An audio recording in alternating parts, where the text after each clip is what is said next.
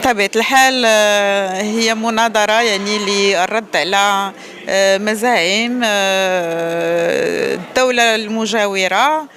آلاف السنين باش المغاربة لبسوا القفطان، وآلاف السنين باش المغاربة يعني عرفوا الفسيفساء وعرفوا الزليج المغربي.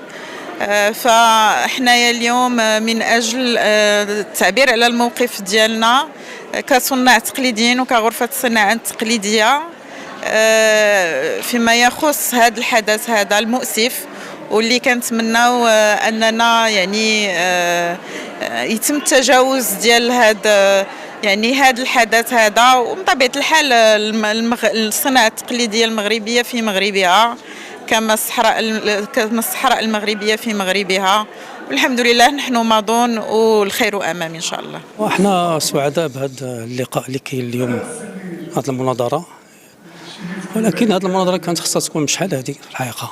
هادشي عندنا في الدم ديالنا، حنا الأجداد ديالنا لا المرابطين ولا الموحدين ولا السعديين ولا المرينيين اللي خلاو لنا هذا الفن هذا الإرث.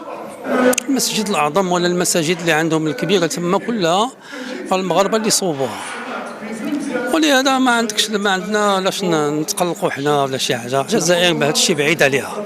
أنا تنعرف الجزائر وتنعرف الناس اللي فيها، وعدد ديال الشباب المهندسين جاوا لهنا درسوا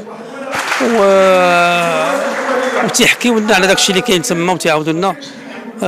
بعيد داك الشيء بعيد، لا يحلوناش هاد الحدود، يخليونا غير هكذا، الله يجازيهم بخير.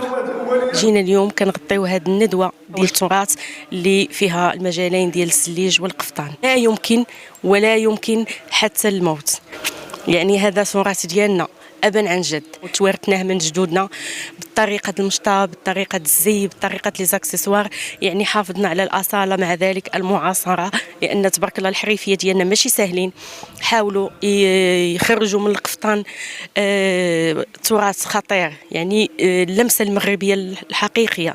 القفطان المغربي عنده بزاف ديال المميزات، وعنده بزاف ديال الموديلات، وتبارك الله ملي كتلبسوا المرأة المغربية لا يعلى عليه. تبارك الله القفطان في القمة وفي المستوى ما شاء الله. القفطان كيبقى مغربي والاسم ديالو مغربي ومتورخ بانه من اصل مغربيه، والناس اخرين بغاتو لان شي حاجه تبارك الله كبيره وما يمكنش غادي يوصلوا.